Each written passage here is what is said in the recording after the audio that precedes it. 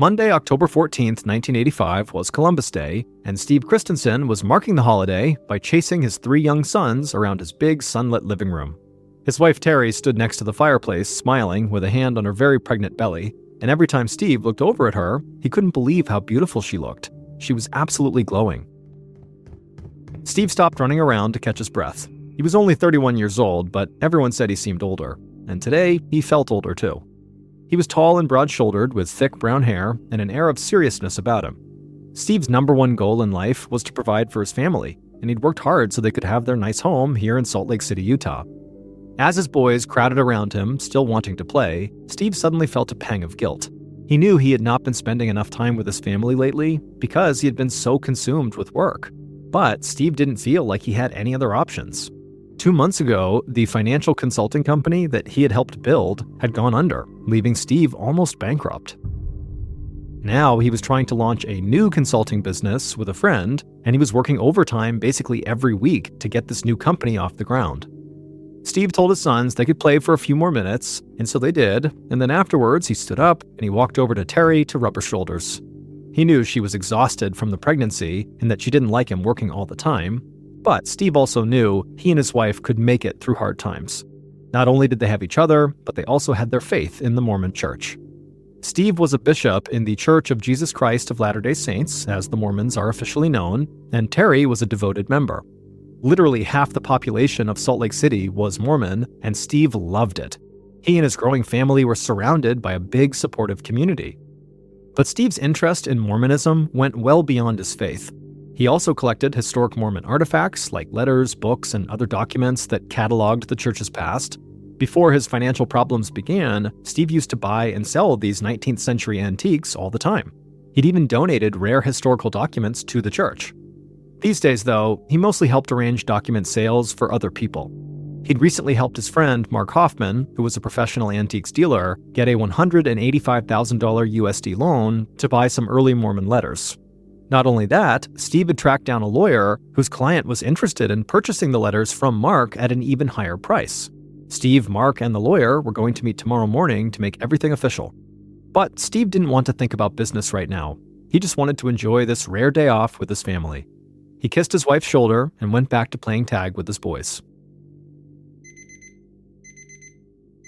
The next morning, Steve's alarm went off at 7 a.m. He dragged himself out of bed, got ready for work, grabbed his briefcase, and headed to the kitchen. Terry was in there making waffles for the boys, and she asked if Steve wanted to sit down and eat, but he told her he didn't have time. He was just going to grab breakfast on his way to the office, and so he gave his wife and sons each a kiss before heading out the door. Steve drove his Jeep towards downtown Salt Lake City, stopping to buy a box of donuts and a couple of cans of ginger ale on the way. Then he parked his car outside a huge 8-story high-rise building called the Judge Building, where his office was located. The Judge Building was filled with other shops and offices, and even though it was only 8 a.m., there were already plenty of people milling around. Steve waved to some of the familiar faces as he strode toward the elevator. Steve took the elevator up to the 6th floor, and as he approached his office door, he noticed a cardboard box sitting on the ground. It sort of looked like a box that might contain a big cake, like a big square, and on top of this box, written in black marker, it just said, "To Steve Christensen." Steve balanced the 2 cans of ginger ale on top of the box of donuts, and then he carefully bent down and used his free hand to pick up this box. At that same moment, Steve's new business partner, Randy Rigby, was weaving through traffic trying to get downtown. Randy was about 10 minutes late for work, and he'd been trying to page Steve and let him know he was on the way. Steve was not answering. And as Randy approached the Judge Building, he was quite surprised to see all these fire trucks and police cars outside, parked everywhere with their lights flashing and sirens going off. People were gathered around the building, looking curious and concerned. Randy scanned the crowd for Steve, whose tall, broad frame was always easy to spot, but he couldn't see him anywhere. Then he started looking for Steve's Jeep and noticed it parked nearby. Randy walked up to a woman who obviously was from the Judge Building, and he asked her, what's going on here? And she said the whole building had just been evacuated because of some emergency. She said she had no idea what this emergency was. Suddenly, Randy had an unsettling thought. What if Steve didn't know that he needed to get out of the building and he was still in there? Randy needed to make sure Steve was okay. So even though he could see police officers shooing people away from the main entrance, he decided to sneak in. Randy drove his car to the back entrance of the building and quietly slipped inside. He sprinted up 6 flights of stairs, burst into a long hallway, and looked at his and Steve's office door. Except there was no door. The entrance to their office was now a gaping hole framed by splintered wood and chunks of broken drywall. The hallway was littered with debris and coated in dust and ash. Randy's eyes looked to the floor, and he saw there were chunks of burned donuts and also 2 ginger ale cans that had been bust open. Then he saw his partner's mangled body lying amidst the wreckage. His business partner was so obviously dead that the emergency medical workers standing nearby weren't even trying to revive him.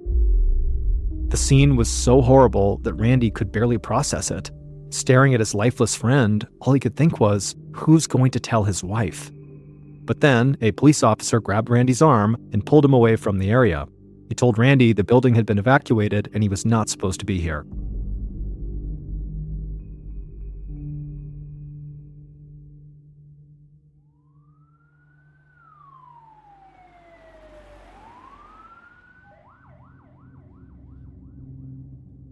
Moments later, Salt Lake City police detectives Jim Bell and Ken Farnsworth reached the same hallway that Randy had just been kicked out of. The men made a good team. Bell was quiet and analytical, while Farnsworth was more talkative and outgoing. The veteran homicide investigators had worked a lot of cases together, but they'd never seen anything like this. Looking at the devastating scene, both detectives were at a loss for words. The victim, who they had learned was 31-year-old Steve Christensen, was unrecognizable. His chest had been blown open, his right foot was nearly severed off, and there were long, heavy nails lodged in his face. Farnsworth cleared his throat and said what both men were thinking. It looked like a bomb went off. The detectives put on gloves and spent the next hour combing the hallway and bagging potential evidence. They found a number of wires, a rocket igniter, and also a motion sensor switch, all items a person could use to build a homemade bomb. Just then, Detective Bell heard the elevator ding, and he turned and saw a scruffy man in a gray sports coat walk out. Jerry D'Elia was unique in the Salt Lake City Police Department. He was a prosecutor, he was also an arson expert, and he was an investigator. A native of New York City, D'Elia had more experience with bombing cases than anybody else on the force. Bell explained what they'd found so far, and D'Elia agreed that it seems like Steve had been the victim of a homemade bomb. But D'Elia said that whoever made it knew exactly what they were doing.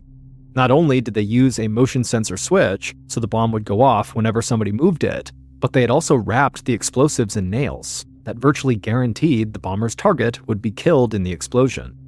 In fact, D'Elia said the bomb was so sophisticated that he wondered if maybe this was the work of a professional hitman. But as they discussed the possibility that Steve was killed by a murderer for hire, another police officer came running up the stairwell, accompanied by 2 men who looked very shaken. The men said they owned a jewelry store on the 3rd floor of the Judge Building, and just that morning at about 6:45 a.m., they had rode the elevator up with a man who claimed to be delivering a package. And this man was carrying a cardboard box, and on the box it said, "To Steve Christensen." And so now that the jewelry shop owners had heard what happened, they were pretty certain they'd been inside the elevator with the bomber. Detective Bell asked if they recalled anything about the man's appearance, and the witnesses said he was Caucasian with brown hair, maybe in his 30s, and they remembered that he was wearing a green Letterman jacket. Bell looked over at D'Elia. A 30-something-year-old guy in a Letterman jacket didn't exactly sound like a professional hitman, because that kind of stands out quite a bit, and if you're a hitman, you want to be kind of under the radar. But then again, who was really to say what a real hitman looked like? Before they could talk it over, though, yet another police officer came barreling through the door from the stairwell, wide-eyed and breathing heavily, and he looked directly at Detective Bell and said, "We have another one."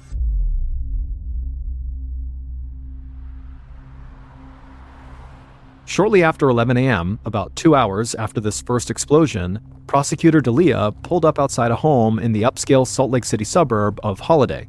He saw county sheriff's deputies, TV news reporters, and frightened neighbors crowded outside, all trying to make sense of the horrific scene. D'Elia parked his car, stepped out, and looked over at what was left of a nice brick house. An entire side of the garage had collapsed, and the carefully mowed yard was now covered with debris. D'Elia pushed through the crowd, and then he saw what everybody was staring at. There was a woman's body lying on the front porch. She had wavy gray hair, but her face was obscured by burns and soot, and her left arm had been blown off, and her abdomen had been ripped open. D'Elia didn't know this woman, but seeing her shattered body and destroyed home made him feel furious. Bombings were rare in Salt Lake City, and back-to-back bombings were basically unheard of. So D'Elia was quite certain that the same killer or killers were responsible for both. D'Elia approached one of the deputies who was already on scene and asked what they knew so far. The deputy told him that the victim's name was Kathleen Sheets. She was a 50-year-old schoolteacher and mother, and she was married to a financial consultant named Gary Sheets. Gary was the founder of that failed investment company where Steve Christensen used to work, and the men had a close professional relationship until about 2 months ago when their business went under. Then, the deputy showed D'Elia a piece of cardboard from the box that the bomb came in. There, in black marker on the cardboard, was Gary's name. Apparently, the deputy said, Gary was the bomb's intended target, not his wife. D'Elia thought this over. Two partners whose business recently failed had both been targeted by devastating bombs within hours of each other. D'Elia wondered if someone who had lost money when Steve and Gary's company collapsed might be out for revenge. But D'Elia also thought it was possible that maybe Gary killed his former business partner and his wife and only wrote his name on the box as a diversion. Either way, D'Elia knew exactly who investigators needed to speak to next.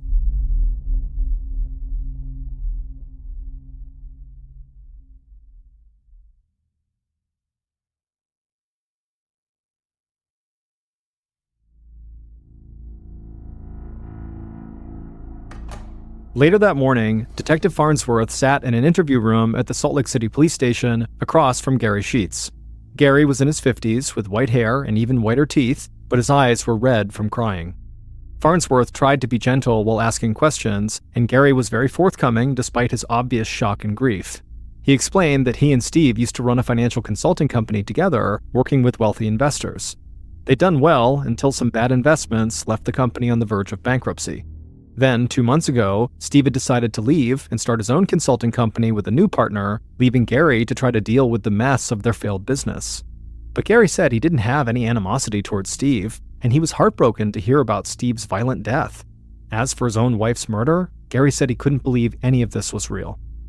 Detective Farnsworth felt sorry for the guy and knew Gary should be with his family right now, but there was a bomber who was loose in Salt Lake City, and his questions just couldn't wait. He asked if Gary knew anyone who might want to hurt him. Gary paused for a moment and then said, well, yeah.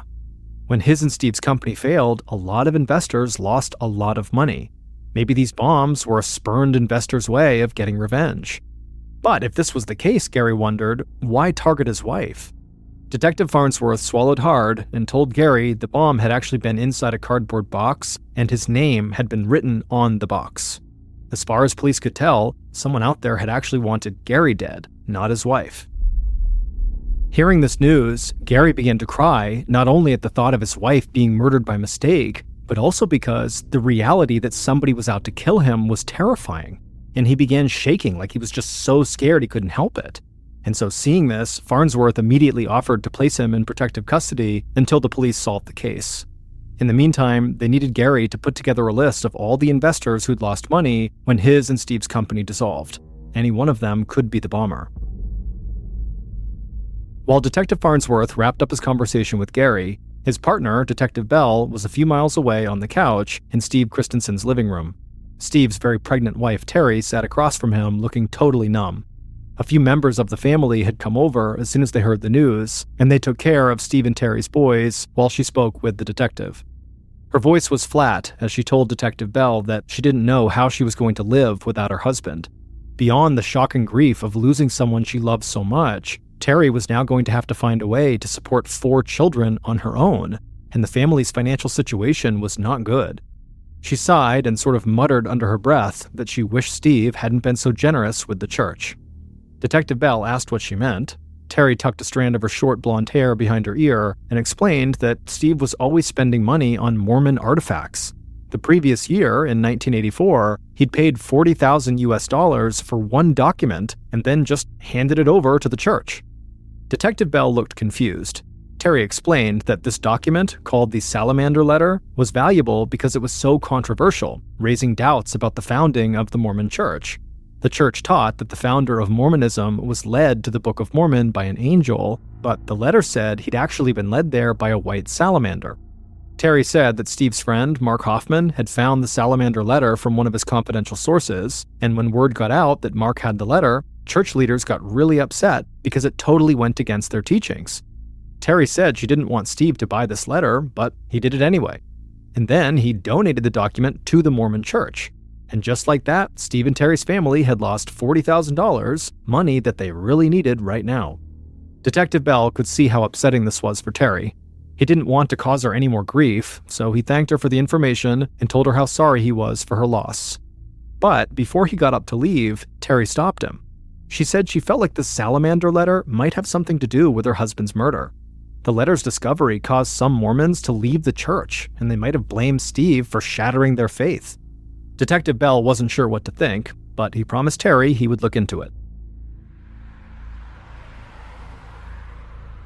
The next day, at about 2:40 p.m., Detective Farnsworth cruised down the highway towards the police station. It was only the second day of the investigation, but Farnsworth already felt enormous pressure to solve this case. People were scared, especially after a local reporter had received an anonymous call claiming there were 4 more bombs already planted all around Salt Lake City. And at a press conference the night before, the Salt Lake City police chief had said the crime could be related to this salamander letter. And so, fearing that their affiliation with the Mormon church could make them the next victims, multiple prominent Mormons had taken their wives and kids into hiding. Detective Farnsworth pulled into the police station, but just as he turned off the ignition, he heard an emergency report on the police radio. The dispatcher said all available police needed to head to an address near Main Street in downtown Salt Lake City. Just as the public feared, the bomber had struck a 3rd time. Minutes later, Detective Farnsworth skidded to a stop near a blue Toyota sports car that was still smoldering. A firefighter sprayed water onto the smoking vehicle, and Farnsworth could hear the siren of an approaching ambulance just a few blocks away. Farnsworth jumped out of his car and saw that the entire driver's side of the blue Toyota had been blown apart, and a few feet away, a Salt Lake City police officer was kneeling on the ground, cradling an injured man's head. The man looked like a total wreck to Farnsworth. There were shards of glass in his face, his bloody right hand was missing a fingertip, and he had a piece of metal shrapnel sticking out of his right knee. But somehow, this man was alive. Just then, the sirens reached a fever pitch as the ambulance arrived on the scene.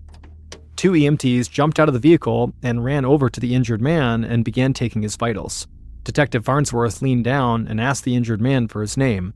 In between labored breaths, he said his name was Mark Hoffman. Farnsworth immediately recognized that name.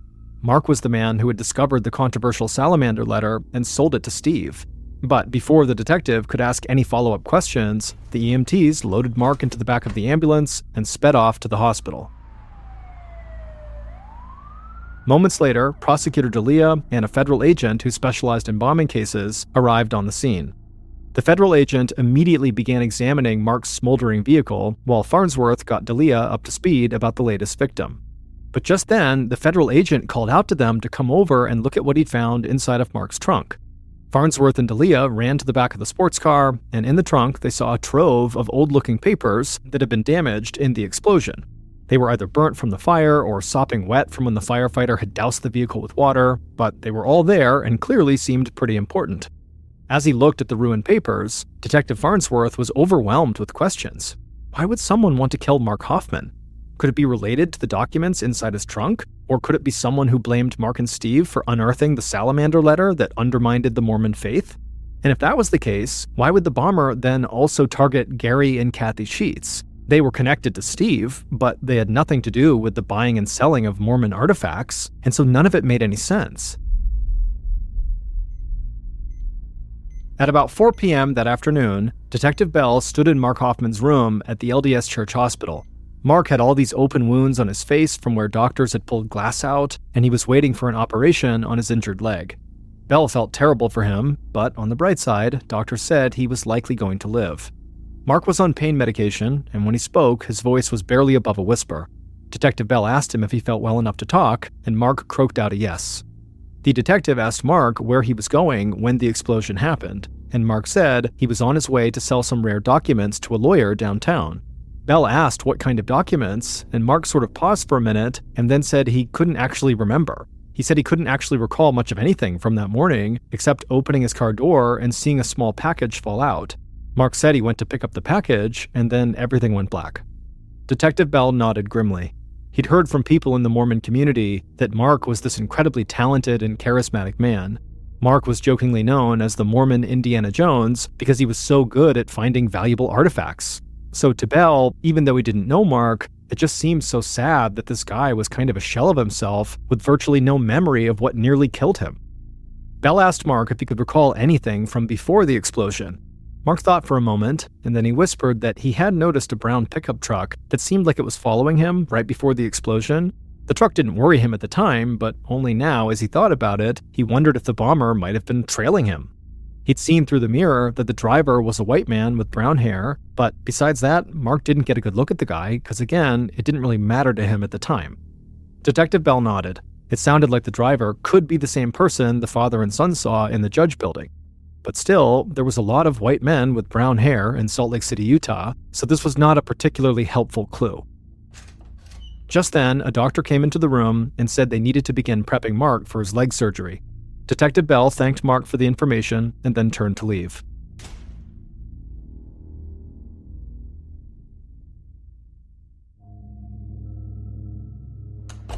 Two days later, on Friday, October 18th, Bell and Farnsworth sat inside of an interview room facing a man named Shannon Flynn.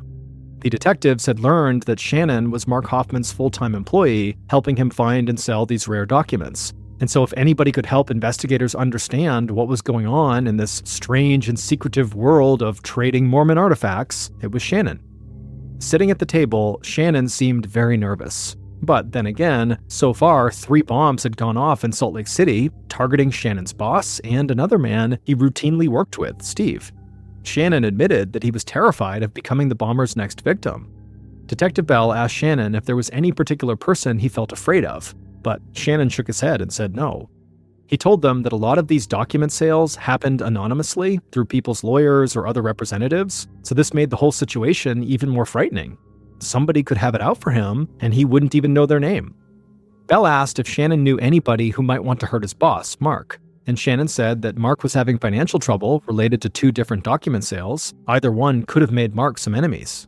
Shannon said for the first deal, Mark had asked his friend Steve Christensen for help getting a private $185,000 loan to purchase a collection of antique documents. And now, Mark was having trouble paying back that loan, which had very much upset Steve. But Mark kept telling Steve not to worry because he had an even bigger sale pending. And when that went through, Mark promised he could pay back the loan then. But Shannon said Mark's second document sale had also hit a snag. Mark had acquired the only known copy of the first document ever printed in colonial America, known as the Oath of a Freeman, a discovery so significant that the United States Library of Congress had offered to buy it for $1 million. But the Library of Congress wanted elaborate proof that this document was indeed authentic before they paid such a huge amount for it. And so this delay in the sale was really putting Mark in a very serious cash crunch. Detective Bell asked Shannon if he knew where Mark got the document. But Shannon said no, Mark didn't share the names of his contacts very often. At this point, the detective was starting to feel suspicious of Shannon. It was hard to believe that as Mark's only full-time employee, he didn't know anything about where these documents were coming from. Plus, Detective Bell didn't understand why Mark would have needed a loan to buy artifacts. He knew Mark had made hundreds of thousands of dollars selling antiques, so Detective Bell outright asked Shannon if he knew where all of his money had gone. Shannon suddenly looked down at the table and sort of mumbled that Mark lived far beyond his means. He traveled all the time, lived in a huge house, and drove an expensive sports car. Plus, Mark could be generous almost to a fault. Shannon said that one time Mark had given him money to buy a submachine gun for his firearm collection, and then he also helped pay to convert that submachine gun into a fully automatic gun. When Detective Bell heard this, he tried to keep his expression neutral, but he was shocked. Shannon had just confessed to turning a gun into a fully automatic weapon, which was illegal. Detective Bell glanced at Farnsworth, and he looked just as surprised. Bell quietly asked Farnsworth to step into the hall with him. Once they were out there and out of earshot of Shannon, they both agreed that Shannon seemed very suspicious, and because he confessed to owning an illegal firearm, they had probable cause to arrest him and search his home. So that's exactly what the detectives did. Shannon was immediately taken into custody on the firearms charge, and when Bell and Farnsworth searched his home, they found at least 3 more guns. Then they stumbled on something even more shocking.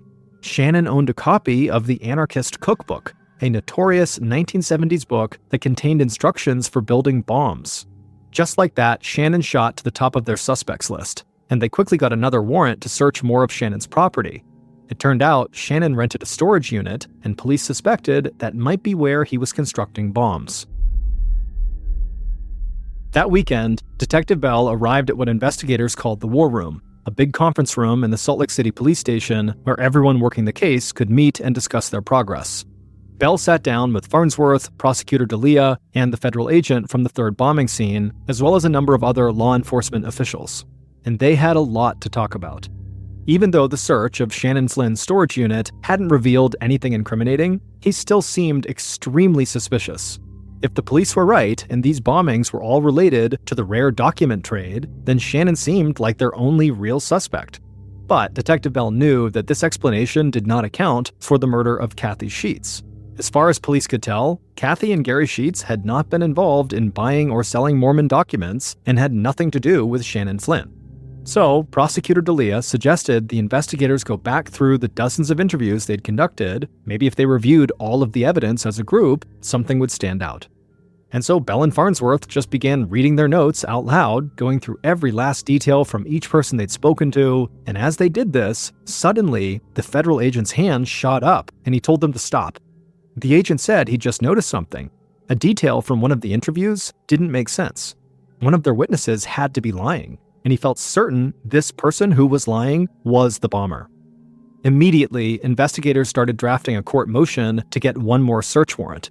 And during the search, just a few days later, they uncovered a piece of evidence that broke the case wide open and led to a shocking revelation that nobody imagined.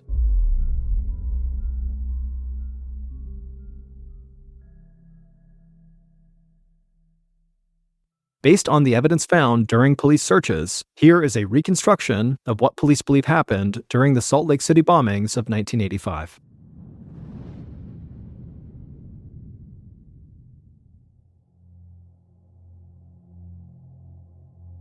Late on the night of October 14th, the killer stood at a work table in their basement, putting the finishing touches on 2 homemade bombs.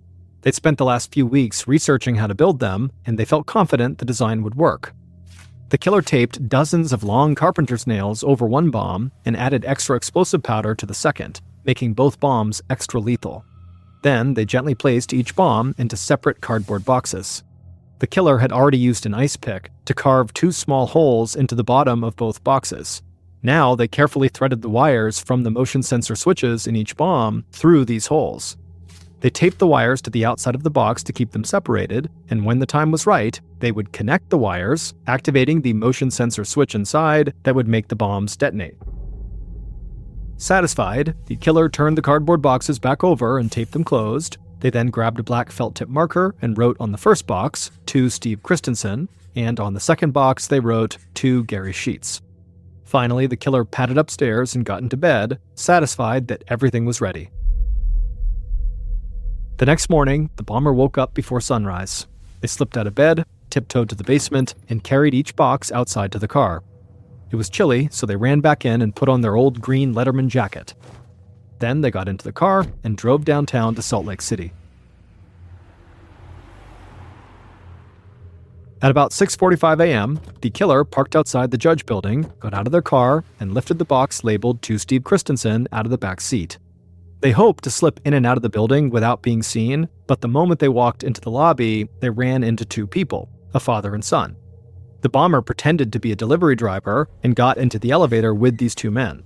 These men got out on the 3rd floor, and when the killer reached the 6th floor hallway, they found their way to the office door that had Steve Christensen and Randy Rigby's names written on it.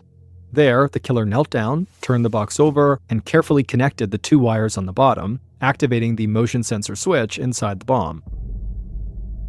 Then they very carefully set the box right side up, Then they casually turned, walked to the stairwell, headed downstairs, outside, to their car, and drove away from the Judge Building.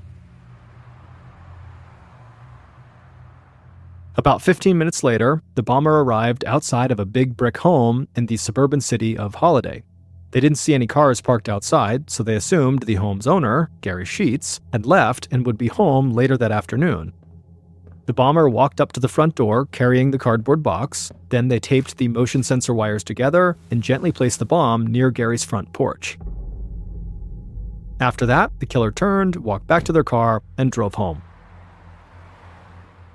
When they got there, they opened up the front door, and the house was quiet. So they slipped back into bed without being noticed by anybody else inside. But once the bomber got out of bed, they couldn't resist the urge to turn on the morning news.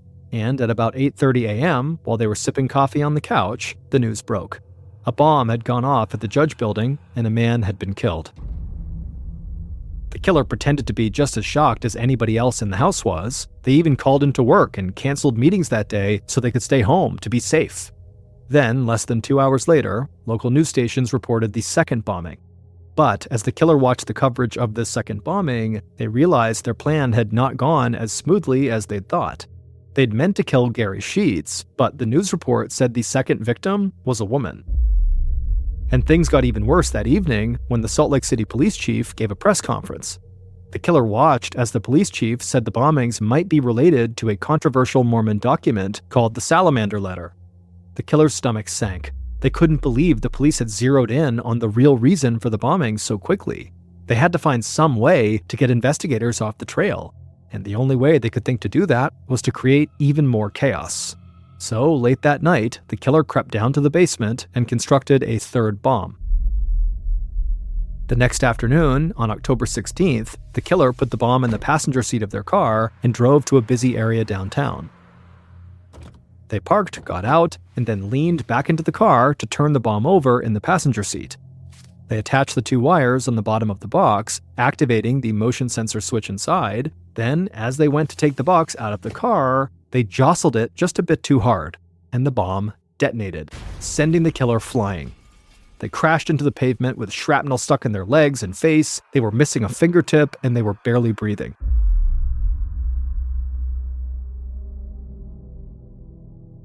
At about 4 p.m. on Wednesday, October 16th, when Detective Bell went to the hospital to interview Mark, he had a lot of questions about how the explosion happened.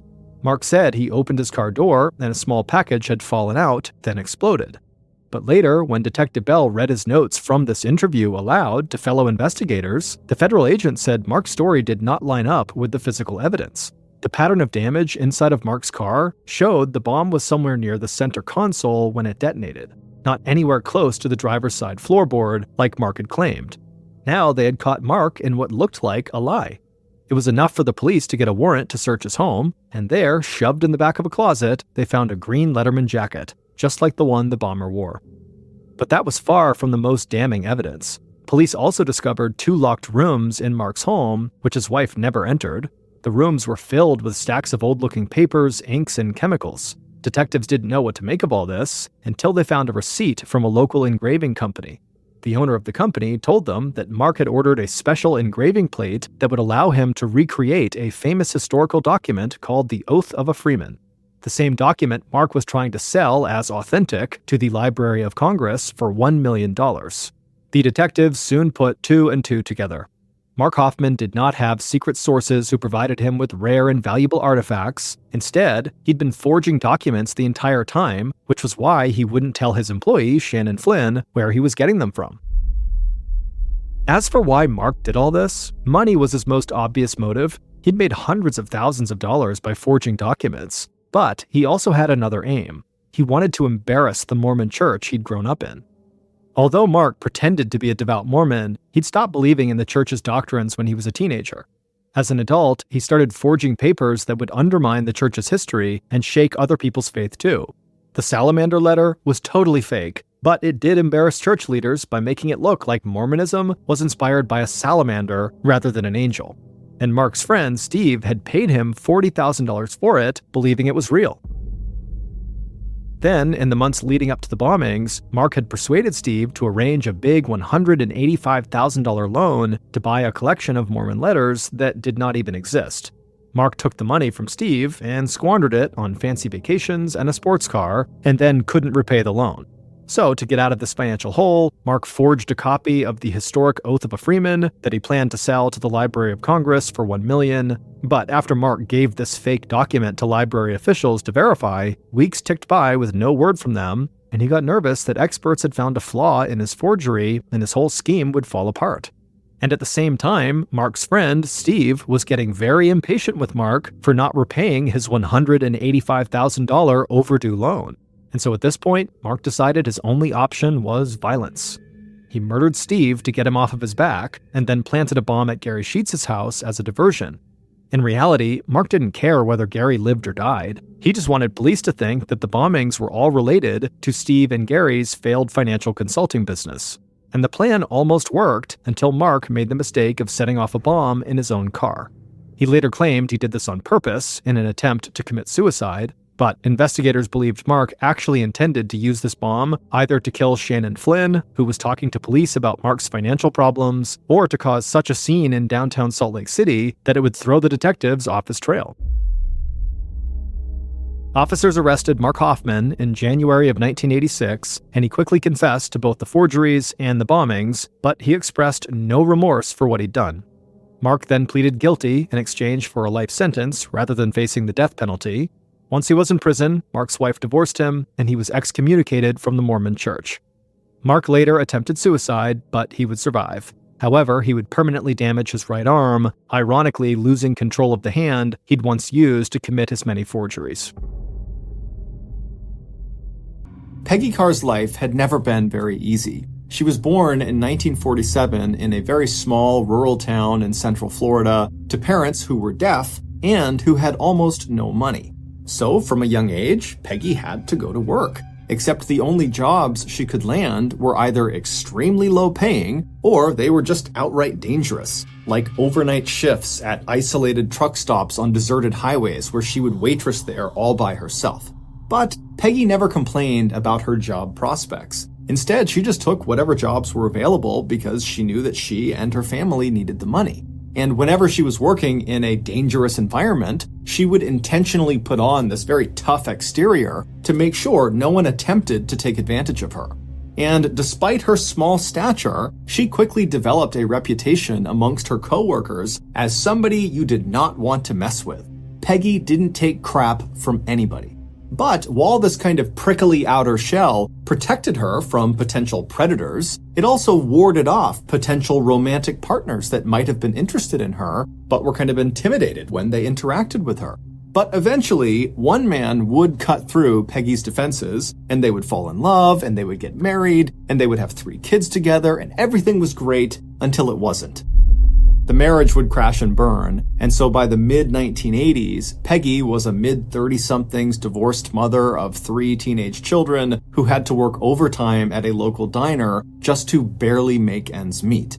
And while she still acted very tough and composed when she was working or when she was out in public, when she was behind closed doors at her home with her kids, they saw the real side of Peggy. And that side was just kind of sad. I mean, life had just been kind of hard on her, and she had tried so hard to provide a safe and happy home for her kids, and she felt like she had kind of let them down. But her kids, on the other hand, were not bitter towards their mother for the divorce. It just pained them to see her so upset. And so her kids really hoped that one day their mom would meet somebody new, she would fall in love all over again, and maybe that would put a smile back on her face. And in late 1987, that is exactly what happened. That year, Peggy met a man named Perry Ellen Carr. Perry Ellen, who just went by his nickname, Pie, was a lot like Peggy. He was a recently divorced single father of 2 teenage children. He didn't take crap from anyone, and like Peggy, he had been kind of forced to start working at a fairly young age. When Peggy met him, he was living with his 2 kids in another tiny central Floridian rural town called Alturas, and he was the foreman of a local phosphate mining company there. Phosphate is a chemical that has a number of industrial and consumer uses. So Peggy and Pye, they start dating, and right away, Peggy's kids notice this huge shift in their mother. I mean, now she's all smiles, she's so happy. It seems like Pye is the knight in shining armor that's come to save the day. And then, just a couple of months later, in April of 1988, Pye and Peggy would get married, much to their children's excitement. And then after the marriage was finalized, Peggy and her 3 kids moved in with Pye and his 2 kids in his home in Alturas, Florida.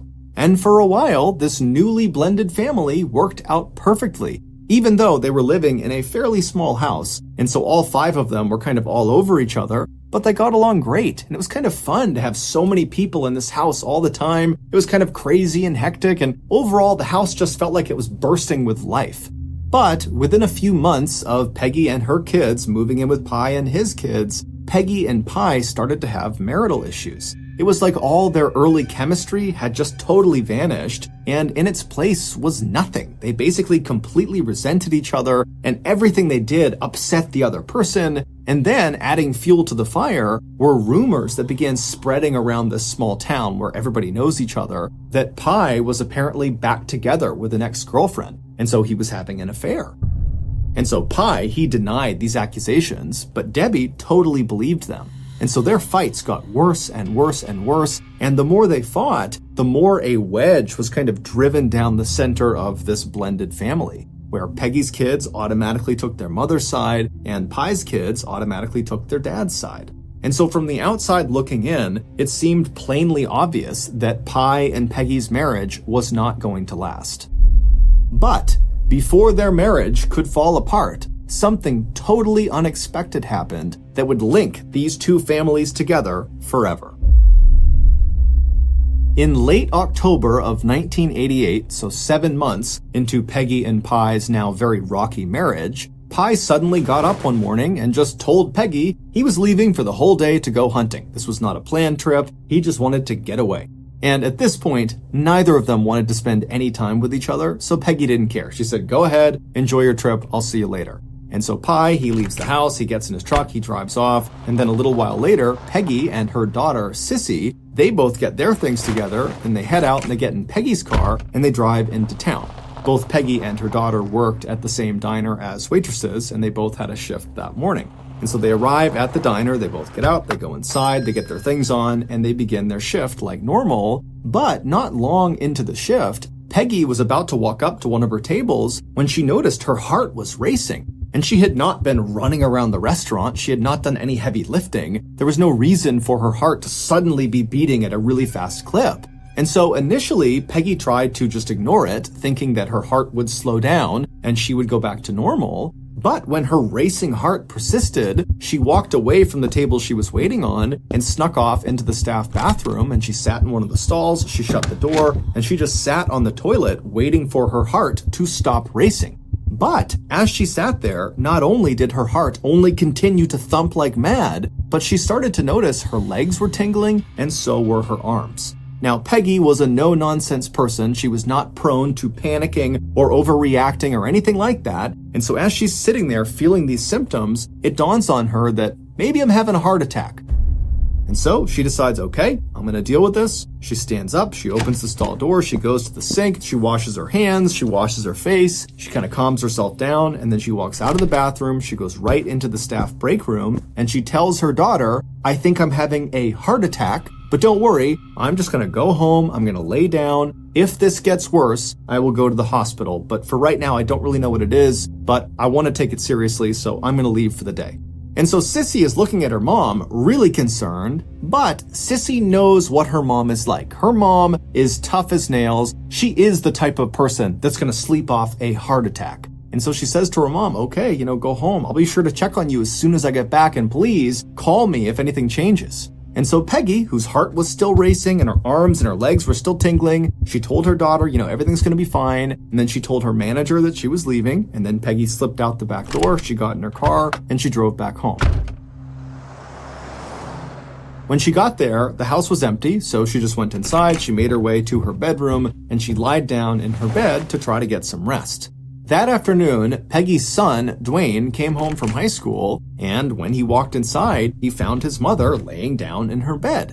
This was very unusual for Dwayne. because his mother never took naps. In fact, he could not recall a time ever that he saw his mom napping, even when she was sick. And so concerned, he went into her bedroom and she was facing away from him. And so he kind of jostled her awake. And when his mom rolled over to face him, her face was pale. She was sweating. She obviously had not been sleeping. She was gritting her teeth and it looked like she was in a lot of pain or some sort of discomfort. And he said, "Mom, geez, are you okay?" And she would say to him, "Oh, no, I'm fine. I'm just sleeping something off. I got something going on. I think I have a flu or something. I don't know. I took off from work, so I'm just sleeping it off."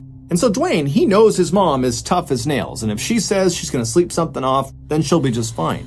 And so Dwayne said, "Okay, well, let me know if you need anything." And so Dwayne began to walk away, but his mother would actually flag him back and she would level with him and she would tell him that actually something is wrong here. I feel like someone has poured fire down my veins in my arms and in my legs, and it is excruciatingly painful. And so Dwayne is hearing his mother say this, and he knows his mother is not the type of person to complain or exaggerate or anything. She is just straight, no nonsense. And so for her to say this is the most excruciating pain she's ever been in, and she's laying in bed unable to move, he knew this was really serious. And so Dwayne began telling his mom that you got to go to the hospital. We need to get Pi here to drive you to the hospital, or we need to call an ambulance, but something needs to be done here. But despite the pain she was in, Peggy was still a little bit reserved about it. She thought maybe she could just sleep it off. But as they're having this kind of back and forth about what to do, Pi would return from his hunting trip. He would come in the house, and right away Dwayne would run over to him. He would explain to Pi, "Hey, this is not normal. My mom never, ever acts this way. She never complains. This is really serious. You gotta take her to the hospital." But Pi would actually say, "She's fine. I'm sure she just has a fever or maybe the flu. She'll sleep it off." But when he walked into the bedroom and he saw his wife looking so horrible and literally squirming in pain, he relented and said, "Okay, I'll take her to the hospital." And so Pi would have to literally carry Peggy out of the house, put her in his truck. He drove her to the hospital and then had to carry her into the hospital. And by the time Peggy was under doctor's care at the hospital, she no longer could talk. She was just moaning in agony from this excruciating pain in her limbs, and her heart was still racing, and she was nauseous, and she was vomiting. I mean, she was really spiraling quickly. And so after she's been admitted, the doctors turned to Pi and to Dwayne and to Sissy and to the other family members that had assembled, and they asked them, "Do you have any idea what could have caused this?" And they all said, "No, she just suddenly started feeling this way." And so the doctors, who were unable to ask Peggy, she was in such blinding pain she couldn't even talk, they just began running her through a wide-ranging series of tests to try to figure out what was going on. But when these results began coming in, either she was negative for the thing they were testing for, or it just came back that everything was normal. And so they're looking at Peggy, seeing her completely falling apart. None of their tests have revealed anything is wrong with her. And so they're at a loss. They don't know what's wrong with her. And so without a better option, they just put Peggy into a hospital room and begin monitoring her. And sure enough, after being in the hospital for 3 days, Peggy's symptoms would come down. While she wasn't back completely to strength, she was able to speak again. She was able to eat and drink water and move around. She was still very uncomfortable. Her heart would still race periodically, and she would get fits of pain in all of her extremities. But overall, she felt like she was really improving. And so after 3 days, she was discharged from the hospital. And so Peggy and her family, they drive back to their home, and initially, everything's okay. It seems like she's on the mend, but within 24 hours, Peggy's heart starts to race again, and before long, her arms and legs feel like they are on fire. Now, Peggy and her family, they know that the doctors don't know what this condition is. And so their immediate reaction was huge concern that Peggy, again, was suffering from this horrible thing. But going to the hospital didn't really feel like the obvious first choice. In fact, the obvious first choice, at least for Peggy, was just to sit at the house and wait it out, the same way she had waited it out at the hospital. But over the next several days, despite laying in bed and resting as much as she could, her symptoms did not get any better. They got worse and worse and worse, to the point where she literally was completely bedridden, and all she could do was just shake and periodically scream into her pillow from all the pain she was experiencing in her extremities. And so finally, on October 30th, which was 10 days from the first day that Peggy felt these strange symptoms when she was at the diner, Her family decided, you know what, enough is enough. She obviously is not able to just sleep off whatever this is, and so they called an ambulance, which rushed her to the hospital. And when she got there, the doctors, they remembered her from the week before, so they understood this was a bit of a mystery. But just in case, they ran the exact same battery of tests on her to see if maybe now there was some other indication of what this was. But again, all of the tests came back, and they either came back negative or inconclusive, or just showed that, nothing was wrong with her. The doctors even ran her through some tests for poison, thinking, maybe she accidentally ingested something toxic, and that's what's causing all of this. But those tests as well came back negative. And so totally stumped, the doctors decided the only thing they could do was once again put her in a hospital room and just monitor her. And so that night, Peggy was wheeled into a room, and all night, up and down that hospital wing, people listened to the sound of Peggy screaming at the top of her lungs from the pain she was experiencing.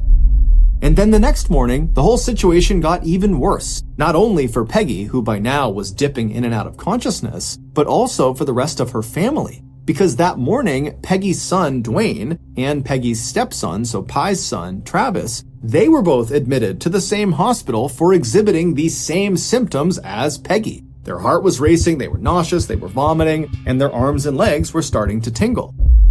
And so the doctors, with nothing else to do, just ran Dwayne and Travis through all the same tests they had put Peggy through, and they all came back negative or they came back normal. However, shortly after Dwayne and Travis had been admitted to the hospital, a neurologist who was looking after Peggy, he noticed something about her condition, and suddenly it was like his medical training from back in college kicked in, and he remembered something very specific that lined up exactly with what he was seeing in Peggy. And he suddenly realized that he knew what was going on.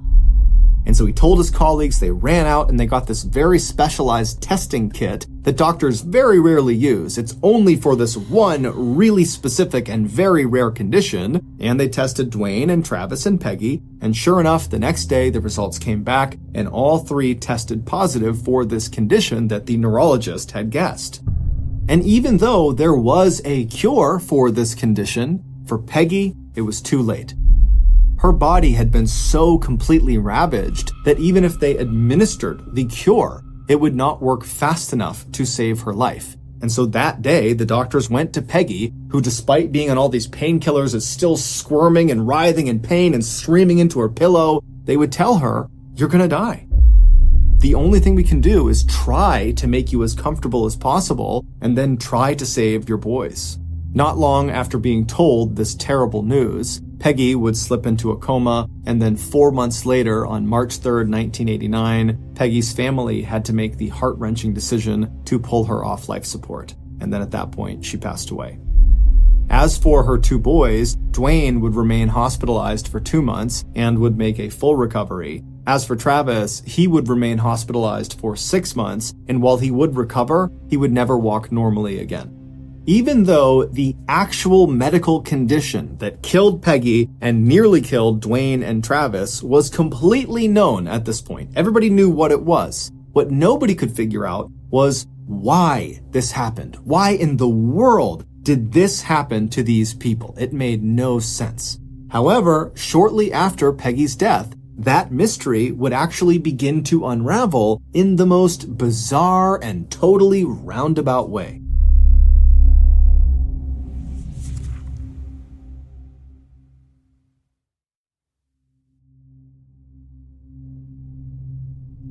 There is an international organization called Mensa. That's not an acronym. It's a Latin word that roughly translates to table or mind. And this organization is a highly exclusive society for the ultra intelligent. You literally have to prove that your IQ, which is an intelligence test, ranks in the top 2% out of everybody in the entire world. And even then, you may not be smart enough to get in. And in the same town that Peggy and Pi had lived in Alturas, Florida, there was a chapter of Mensa. And the way some of these chapters worked is they would just get together every month and do some sort of intellectually stimulating activity. And in Alturas, that Mensa chapter, what they would do is they would get together at some private location once a month, and they would put on what they called a murder mystery weekend. the members of this chapter would head off to some private location like an inn or a hotel or a cabin or something, and they would all role play a murder investigation. So one or two of the Mensa members would come up with a very elaborate murder and subsequent investigation, and they would assign different fake characters to each of the real Mensa members. And so once they got there, they'd all find out what character they were and what they were responsible for. And then once they got into character, which included dressing up in costumes, they would remain in character until the killer was revealed. And so this activity was meant to be extremely intellectually challenging. But also, it was extremely fun. The group loved these murder mystery weekends. And so with that in mind, just a couple of weeks after Peggy had passed away, so this is sometime in April of 1989, a new genius was accepted into the ranks of the Alturas Mensa chapter. Her name was Sherry Gwynn, and she was a middle-aged woman who had recently fled from Texas to Central Florida to get away from her abusive husband, who still lived in Texas. After she was accepted into the Mensa chapter, it became abundantly clear to the members that Sherry was eager to make friends. But not just any friends. She wanted to make friends with two very specific members of the Alturas Mensa chapter. And they were Diana Carr, who had no relationship to Pi Carr or his family, and Diana's husband, whose name was George Trapal. Diana was a very successful orthopedic surgeon who had her own practice in Alturas, Florida. And George was this computer programmer who had more advanced degrees than you could count. And, critically, Diana and George just so happened to live right next door to Peggy and Pi's house. Even though Sherry came on really strong right away to try to become friends with Diana and George, neither of them were fazed. The couple just figured, here's a woman who's living by herself, she's moved to a brand new area, she's run away from an abusive husband. It's no wonder she wants friends, and so she probably just needs some support. And so Diana and George were happy to just become her friend. The same month that Sherry was accepted into the Alturas Mensa chapter, George and Diana happened to be chosen as the people responsible for coming up with the complicated scenario that the group would act out during their murder mystery weekend that month. So George and Diana very diligently sat down and went over how to make the case as complicated as they could, and George took on the responsibility of really focusing on exactly how the victim in their fake scenario would be killed, because he was really trying to make it as difficult as he possibly could, and he was trying to find the perfect murder that would be nearly impossible to solve. And so he came up with his very elaborate murder scene, and then between him and what his wife was creating, they put together this really intense and very complicated scenario that they were both very happy about. And so a couple of days later, it was time to head out for the murder mystery weekend that George and Diana had worked so hard on. And so they went and printed off a whole bunch of those cards that would have all the information about who each of the Mensa members were going to be in this role-playing game. And there was some initial information about the murder that was committed, the so-called perfect crime that George had come up with. And so they printed all those cards out, they grabbed their costumes, they packed their stuff up, they hopped in the car, and they drove to the nearby inn where they met up with the rest of the Mensa members, which included Sherry.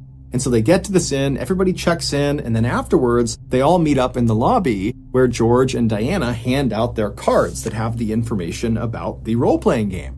And so everybody's reading it and figuring out what they're going to do with their character. And everyone's also looking at this so-called perfect crime that George had come up with, that he was also very proud about. And he was kind of boasting to the audience about how difficult this weekend was going to be. He really came up with the perfect crime. And so as all the members are reading their cards, Sherry would see the murder weapon used in this game, and she would become fascinated with it. And she would make a point of going over to George and asking him lots and lots of questions about how he came up with this particular choice of a murder weapon and what actually happens when this is used on a person, not just in the game, but in real life. It was like Sherry had become obsessed with this exact form of murder. She was so interested in it. And George, he was immediately aware that Sherry was kind of unnaturally interested in exactly how he had come up with the scheme. But in a way, it was kind of flattering for George because he had spent a lot of time constructing it to make it as complicated as he could. And so he indulged Sherry, and he sat there and told her everything about this particular weapon and what it does to the human body and, how you can get it and what the history of this weapon was. And the whole time Sherry is just totally locked in. I mean, she's really focused on this particular style of murder. And so that murder mystery weekend would eventually come to an end, and all the Mensa members would think it was great and they would head home. And then over the course of nearly a year after that, Sherry would be a near constant in George and Diana's lives. I mean, she was always around them. She always wanted to meet up with them. She was always talking to them and asking them questions and calling. And anytime she was with them, she always wanted to be with George. And when she was with George, a lot of times she would bring up that very particular murder method that he had come up with for the murder mystery weekend. And George just continued to think this was just the greatest thing. It was so flattering that she thought he was so smart that he had come up with the perfect crime. And so anytime she wanted to talk about it, he would just indulge her because it made him feel really good. And if George and Diana had seen any red flags in Sherry with her behavior towards them, they certainly didn't show it. They basically were operating under the assumption that Sherry, no matter what, was just this helpless, harmless person who had come to Central Florida and she was trying to be their friend, and so they should try to be her friend back. But, as they would soon find out, they were very, very wrong about Sherry. In December of 1989, so roughly 8 months after George and Diana had first met Sherry, Diana decided she wanted to move her medical practice from Alturas to a neighboring town called Sebring. And the drive from where their house was in Alturas to where her new office was going to be was just far enough that it made sense for George and Diana to relocate to Sebring. And when Sherry discovered that the couple was moving, she immediately called George and said, "Please let me rent out your house. I don't have a place to stay. I've been staying with friends. I'll pay whatever rent you want." And as it happened, George and Diana had actually talked about keeping the house and renting it out. And so it was actually a pretty easy decision. They trusted Sherry, and so they said, "You know what? That's fine. You can rent out the house for a couple of months, and then we'll decide if this is a long-term solution or not." And within just a couple of hours, Sherry was on Diana and George's doorstep with a sleeping bag and a small bag of toiletries ready to go inside. And so George and Diana, they grabbed the last couple of things they needed, and then as they walked out the front door, they gave their house key to Sherry and told her, "Hey, if you need anything, just give us a call." And then George and Diana, they climbed into their car, and as soon as they had drove off and were out of view, Sherry dropped her things, and she kind of looked around, and then she ran inside of the house. And just minutes later, practically the entire Alturas Police Department came crashing through that front door after Sherry. And within an hour, the police department would find something that would not only reveal the true identity of Sherry and her true intentions, but it would also reveal the truth about what happened to Peggy and her family. A couple of days before Peggy first started feeling bad, when her heart started racing and her arms and legs began tingling at the diner, a couple of days before that, someone had placed 8 Coca-Cola bottles, so full sodas, glass bottles, inside of Peggy and Pi's kitchen. And they set these 8 drinks kind of tucked away inside of a storage nook. A couple of days later, the family discovered these sodas, but they didn't think anything of it. They figured somebody else in the family had bought them and left them in the kitchen, and so they were fair game. And so before long, Peggy and the rest of her family were drinking these Cokes. But Peggy, who was notorious for loving Coca-Cola, drank way more than anybody else. Well, it would turn out all 8 of those Coca-Colas had been tampered with. They all contained a significant dose of the heavy metal called thallium. Thallium is odorless, it's colorless, it's tasteless, and even though there are very small trace amounts that naturally occur inside of our bodies, if there's even a little bit more than that inside of our bloodstream, it becomes lethal. And so when Peggy was admitted to the hospital the second time, around the same time that Dwayne and Travis were also admitted, that neurologist who was looking at Peggy, what he noticed about her condition was that her hair was starting to fall out. And that's when it clicked for him. He had this flashback to his medical training where he was taught about thallium poisoning. And one of the symptoms was hair loss. The other symptom was extreme pain in the extremities. And so the neurologist and his colleagues went and got a thallium test kit, and they tested Dwayne and Travis and Peggy, and they all came back positive for thallium poisoning, but the level of thallium inside of them was astronomical. The boys are lucky to have survived. They had 20,000 times the amount that naturally occurs inside of the human body. As for Peggy, she had an astounding 50,000 times the amount that naturally occurs. Way more than was lethal. And so that was why the doctors told her, there's nothing we can do. Your body is basically already dead. You're just technically still alive right now. And so the rest of the family, besides Dwayne and Travis, would also test for thallium, and they would all, with the exception of one child, have elevated levels of thallium. However, compared to Dwayne, Travis, and Peggy, of course, their conditions were negligible and they would all make full recoveries. And so the doctors realized fairly early on that this family has been poisoned, and so they contacted the police, who launched an investigation. And right away, their primary suspect was Pi. He and Peggy had been fighting extensively before she fell ill. He also had that kind of abrupt hunting trip that lined up with the day Peggy started feeling sick, and so they're thinking, okay, well, did that have something to do with how he planted the thallium? And then also there was the fact that Pi worked at the phosphate mining company and so had access to fairly rare chemicals. However, upon closer inspection, Pi did not have access to thallium specifically. Thallium is incredibly rare and very expensive. And it just seemed odd that he would use thallium to poison and kill his wife, but he would also poison himself and his son, who he adored. It just didn't really add up.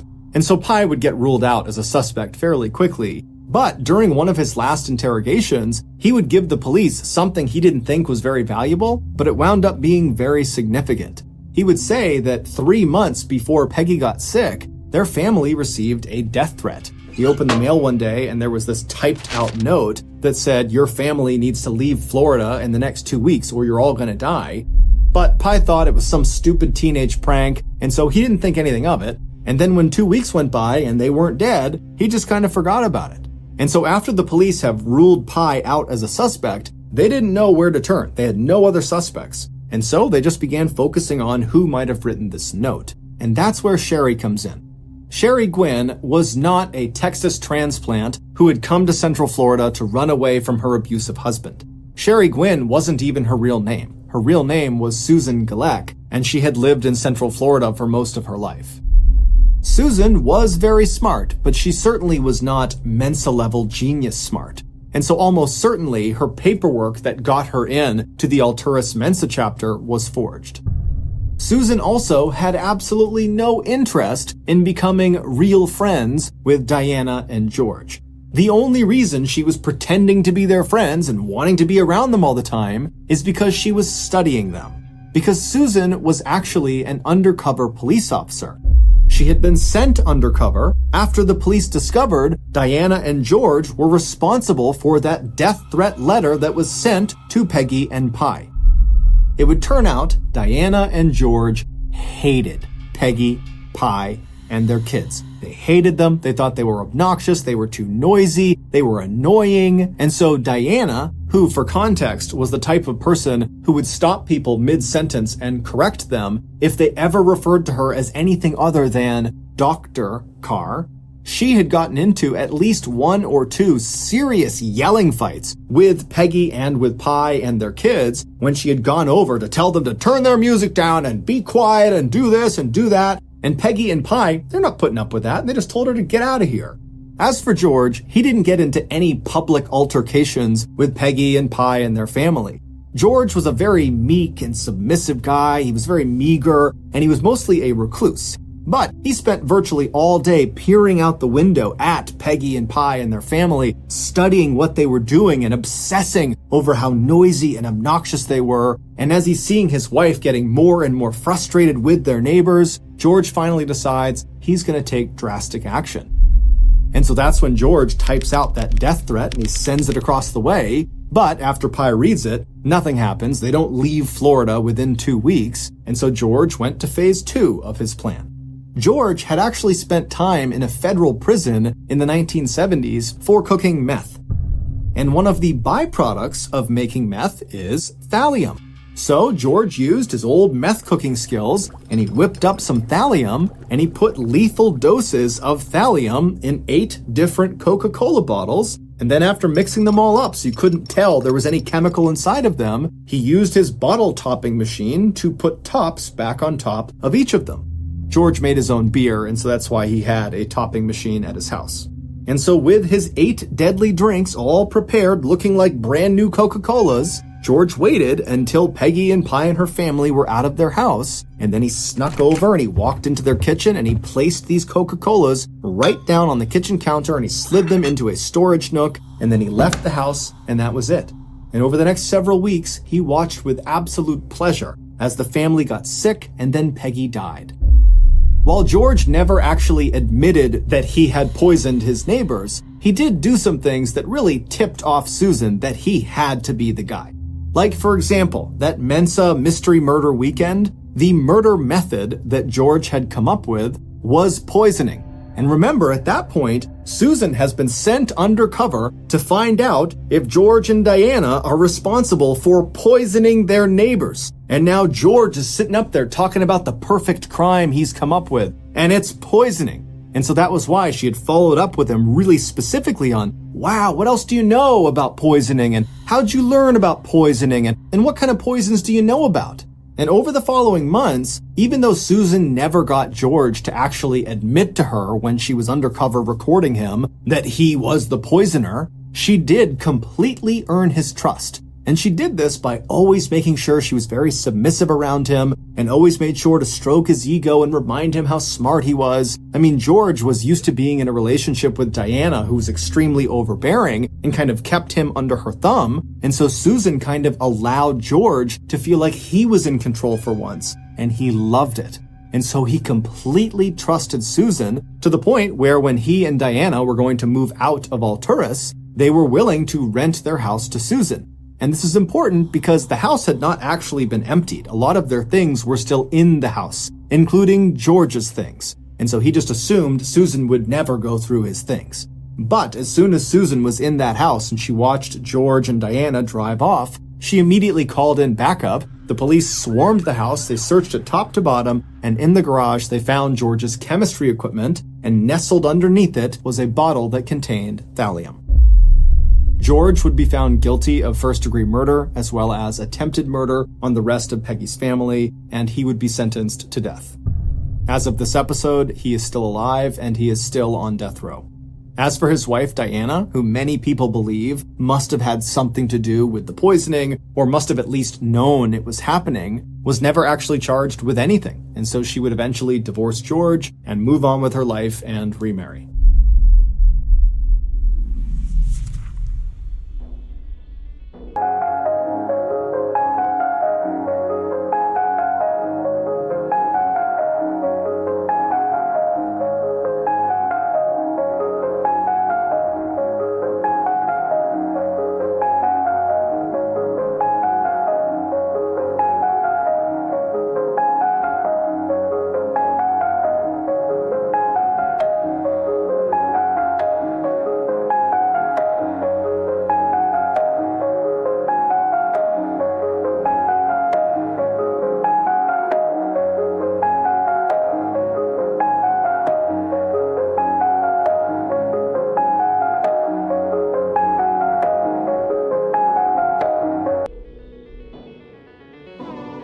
Thank you for listening to the MrBallen's podcast. If you got something out of this episode and you haven't done this already, please ask the Amazon Music follow button to go out dancing with you, but when you get to the dance floor, repeatedly step on their feet without acknowledging it.